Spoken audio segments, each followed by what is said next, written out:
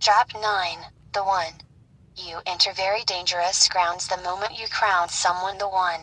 This is the moment you are giving away your power. While this moment should be carefully chosen and reviewed, some women give this seal or crown away way too easily. If you've read any of my other books, then you already know I'm not a fan of the only one concept. There are multiple soulmates for you. If we look at percentages, there are a lot more men out there you won't be compatible with, who don't deserve your attention, your love, and your time. But there still are a ton of guys with whom you could have a very fulfilling relationship. Some women overlook a man's flaws and incompatibilities, decide he's the one, and stop looking for someone better. This is an understandable reaction. Looking around and trying to find your life partner is one of the hardest things to do. It feels like a true mission impossible. Men face this challenge, too. As a man, I have to muster up the courage to walk over to a woman and ask for her phone number. Rejection possibility 1. Call her and ask her out. Rejection possibility 2.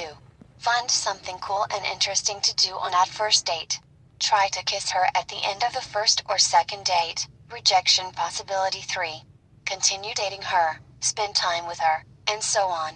Eventually we may move in together. Most often moving in together allows you to really see whether you're compatible or not. The other person can no longer hide their flaws, mood swings, bad habits, and so on. It can seem like a good idea to keep giving it a try after all that initial investment, doesn't it? When you're dating, you see the best side of the other person. That's clear. If, during the dating stage, you see any bad habits or personality traits you cannot live with, get out of there. This is the other person at his best. It will only get worse. Just like anyone else, I've had relationships where it took me months before I realized we were not that good of a fit. That's the moment where you decide there are fundamental flaws in the other person that aren't compatible with you. What can you do then? If you decide to break up, you've got to come to terms with the fact that you've wasted hours, days, months, or sometimes even years of your life.